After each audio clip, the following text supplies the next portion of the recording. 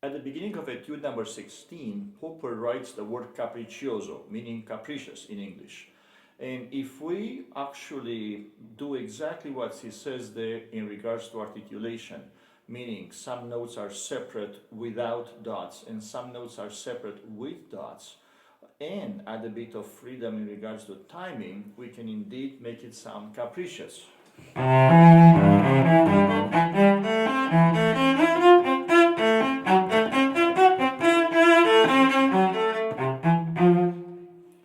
Moving on to measure number 17, 18, 19, and 20, we have the same kind of shift happening again and again, which I would like to call articulated shift.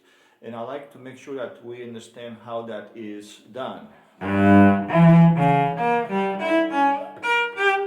From C sharp to B flat, we need to go through a silent or very quiet G and then articulate the B flat. So when I practice slowly, I allow myself to hear my guide note. Same with the next bar. I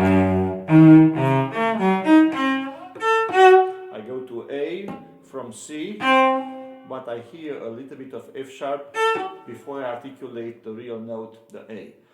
Moving on to the next challenge, which begins in bar number 21, we are going to the thumb position and stay there for a while. And while we are in thumb position, we have to ensure that our hand frame is very disciplined, and we also have discipline within the frame with clear sense of whole steps and half steps organized.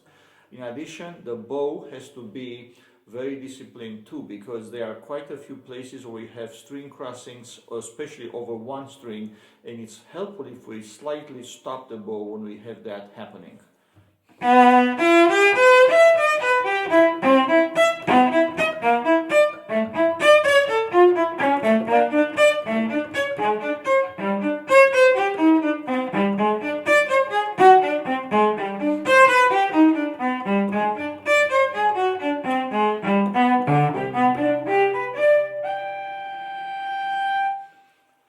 The last issue we see that I would like to bring up is in measure 53, 54, 55, where we have kind of movement on the cello which I like to call caterpillar technique.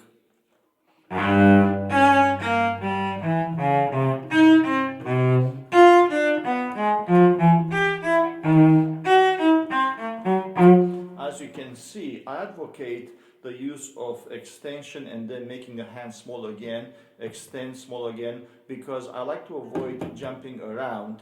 I prefer to move by doing this kind of crawling, which also adds safety in the way we move, because we always skip the previous position before we make a new one. At the very end of the etude, we have a double stop between a C open string and E natural, and we need to lower the E to make sure it's in tune as a double stop.